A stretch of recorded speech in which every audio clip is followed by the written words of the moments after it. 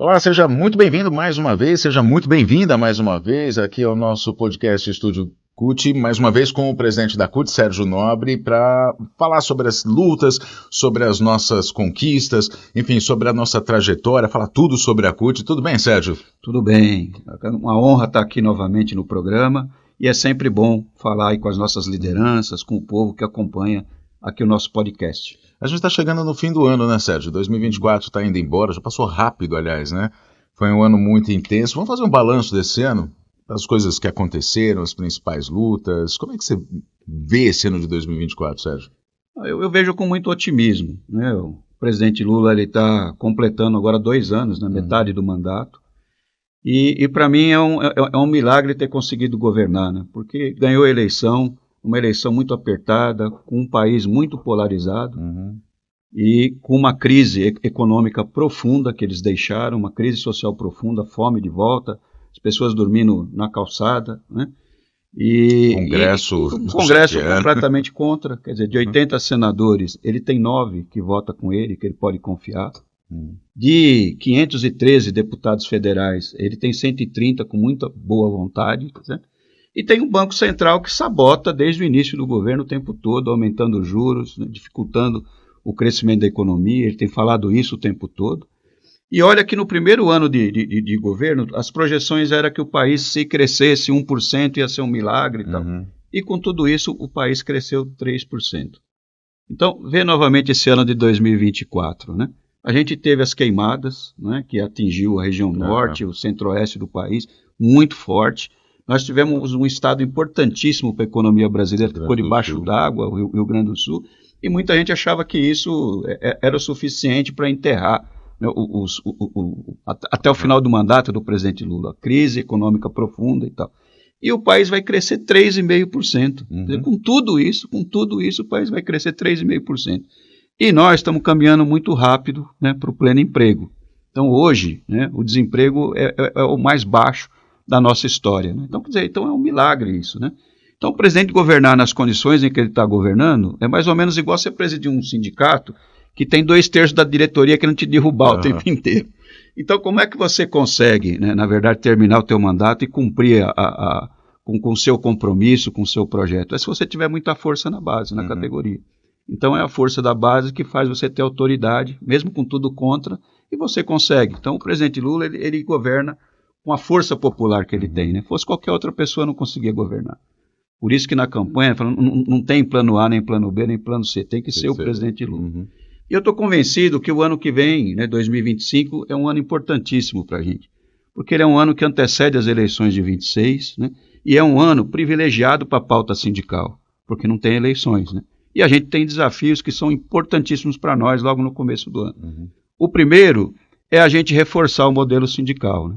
Então, no começo do ano, nós vamos ter lá um projeto de lei que vai tramitar na casa, né, depois de 2 anos de negociação, para que a gente consiga, né, definitivamente ratificar a Convenção 51, para que os servidores públicos, né, tenham direito de negociação.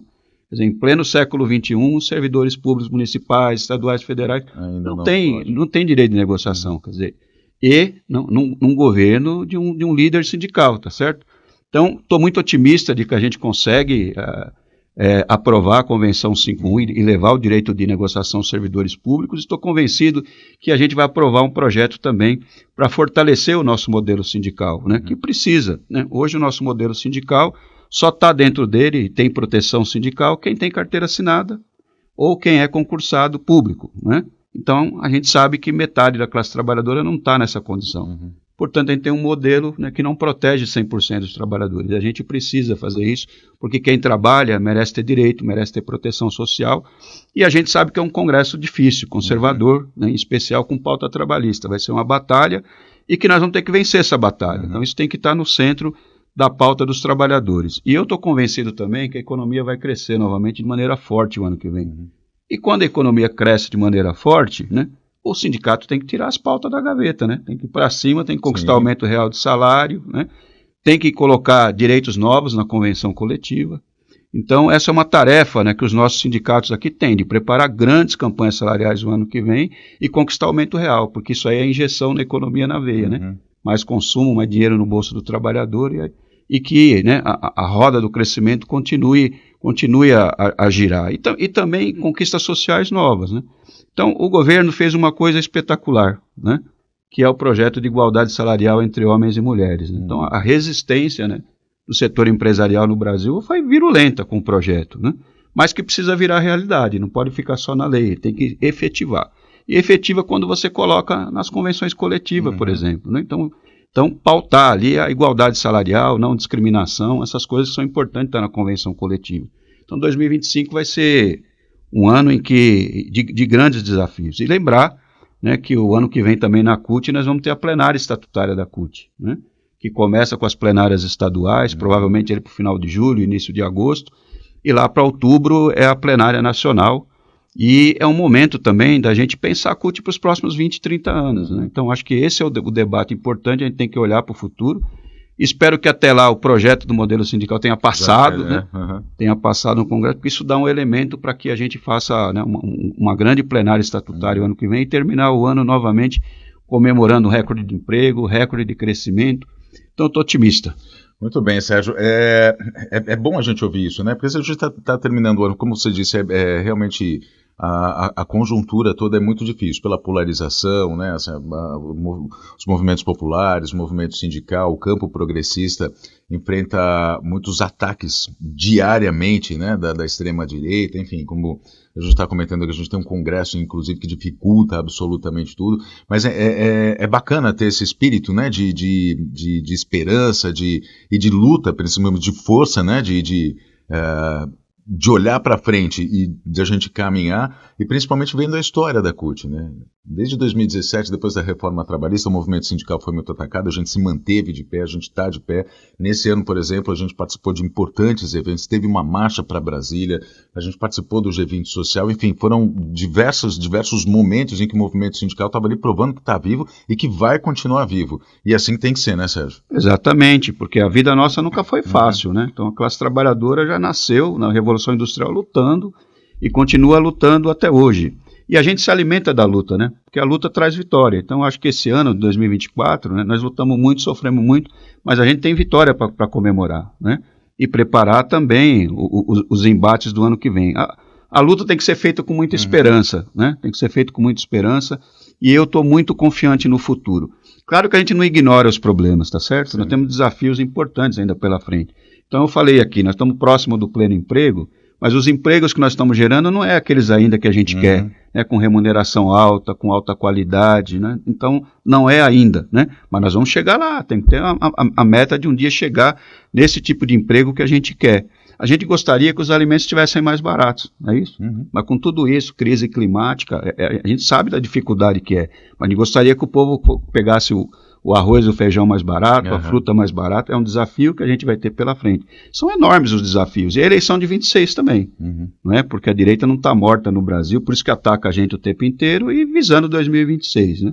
Então eu acho que nós vamos chegar muito forte em 2026, torcer pela saúde do presidente Lula. Sim, é importante a gente dizer isso. Preocupa, né, bastante a gente, mas o presidente está preparado, né? Faz academia todo santo dia, tá magrinho, tá otimista. É, né? Mais atleta que a gente. Sim, mais atleta que a gente. Então, acho que eu tenho certeza que ele está bem, que ele vai sair do hospital logo e continuar liderando aqui o nosso povo. Porque, como eu disse, nós estamos no jogo e mudando o Brasil pela força política do presidente. Então, tomara que Deus dê longos anos ainda para ele, né, para que ele seja o nosso candidato em 2026 e que quando terminar também o outro mandato, de que ele fique aqui como conselheiro, ajudando a gente, apontando o caminho, se Deus quiser. Muito bem, Sérgio.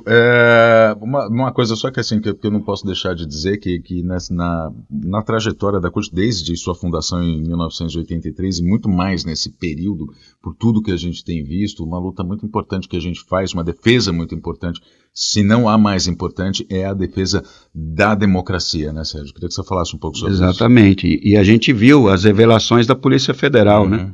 Então, o que aconteceu no dia 8 de janeiro não foi baderneiro, arruaça. Eram generais de alta patente, ministros do governo Bolsonaro, próprio Bolsonaro, tudo leva a crer, tramando um golpe de Estado, inclusive assassinato do presidente Lula, que é muito grave, do vice-Geraldo Alckmin, também de ministros, né, do STF, então, ou seja, né, isso tem que ser exemplarmente punido. Claro que, né, tem que haver investigação, tá certo? Todo mundo tem o direito de defesa. Agora, comprovado o crime, tem que ser duramente punido, porque é na democracia que a classe trabalhadora avança em direitos. Na ditadura é o contrário. Na ditadura, pode ver todas as ditaduras que teve no mundo, né? Implantou no dia seguinte, quem é que sofre? Fecha sindicato, exila as pessoas, assassina. Foi assim na ditadura militar aqui no Brasil. E na democracia é o momento da gente avançar nas nossas pautas. E quando a gente fala em democracia, é importante saber, não é só direito de votar, direito de se expressar. Democracia é o direito de comer, o direito de ir à escola, de ter acesso à saúde. Quando a gente fala em democracia, de pensar livremente, né? Então é isso. É muito mais do que... Porque quando fala em democracia, é o direito de votar, de falar, não, é muito mais do que isso. Pensar, questionar. Por isso que ela tem que ser inabalável, tá certo? Então, as instituições responderam ao 8 de janeiro de maneira muito corajosa, muito forte, né? E nós fazemos parte disso. O movimento sindical, ele é um pilar da democracia, e você tem razão, quer dizer, a democracia tem que estar no centro da nossa batalha, porque é ela que possibilita a gente de realizar o nosso projeto de futuro que a classe trabalhadora sonha. Só para a gente encerrar aqui, enfim, está fazendo muito sucesso, a gente está vendo aí, né? Enfim, toda a repercussão do filme Ainda Estou Aqui. É importante assistir esse filme para a gente poder ter uma ideia do que foi exatamente aquele tempo. A gente tem relatos, tem depoimentos de pessoas que foram assistir e que diziam assim, olha, eu tenho 50, 60 anos, eu vivi pouco da ditadura, não tinha ideia do que era o sentimento ou qual era a realidade da ditadura militar. Então é importante que a gente tenha acesso, e assistir não só esse filme, mas também tem vários documentários, enfim, vários filmes que retratam a época. Para quê? Para que a gente possa entender que a gente esteve quase à beira de voltar a isso. Exatamente. Né? Mas as nossas instituições foram fortes, enfim, a gente defendeu a democracia e a gente sobreviveu, está aqui. Né? Então é importante, como o Sérgio disse, é a luta fundamental mesmo, defender a democracia, não é, Sérgio? E é muito importante a cultura, os filmes, né? Porque muitas vezes um bom filme, né? Ele fala mais do que qualquer discurso que a gente possa fazer na porta da fábrica, do que uma entrevista que a gente possa dar, e é importante para a juventude também, né? Porque na campanha eleitoral de 2022, a coisa que mais me doía, sabe, era ver um pobre, sabe, votar na direita, sabe, é ver uma menina jovem, sabe, apoiar, sabe, a direita, porque a gente não tem ideia do quanto as mulheres lutaram para ter direito à dignidade, para poder trabalhar, para poder, sabe, uma luta, né, que eles não conhecem. E a juventude, né, na ditadura tudo era proibido, tudo era repressão, você não podia nada. Quanta luta foi feita para adquirir a liberdade, né? Quando a gente vê um jovem, né, que não tem consciência disso, apoiando o golpe militar, né, é uma coisa que é muito triste para a gente. Sim, isso, né? Ver para a nossa geração. Então a cultura tem um papel importante, então assista o filme, que é muito bom, e refletir bastante, sabe, sobre o 8 de janeiro, porque a gente teve muito próximo, né, de um retrocesso histórico. Sérgio, aquela câmera ali agora é tua, para 2025, para a gente, enfim... Fala com o teu coração aqui para a gente levantar a moral da tropa aqui, para deixar a esperança no coração de todo mundo. É isso aí. A luta tem que ser feita com muita alegria, muito otimismo, e tenho certeza que 2025 vai ser um grande ano. Um abraço a todos vocês, a gente se encontra na luta, na porta de fábrica, da escola, no Congresso, defendendo os direitos da classe trabalhadora. Um abraço, um Feliz Natal e um ano novo maravilhoso a todos e todas. Sérgio Nobre, presidente nacional da CUT, obrigado, Sérgio, pela participação aqui. Valeu. A gente em 2025 vai voltar conversando muito aqui com o Sérgio nos nossos podcasts. Então, como o Sérgio já deixou aqui, né, as felicitações, Feliz Natal, Feliz Ano Novo, vamos começar 2025 aí com a energia renovada, sempre defendendo a democracia, sempre em frente. Até a próxima.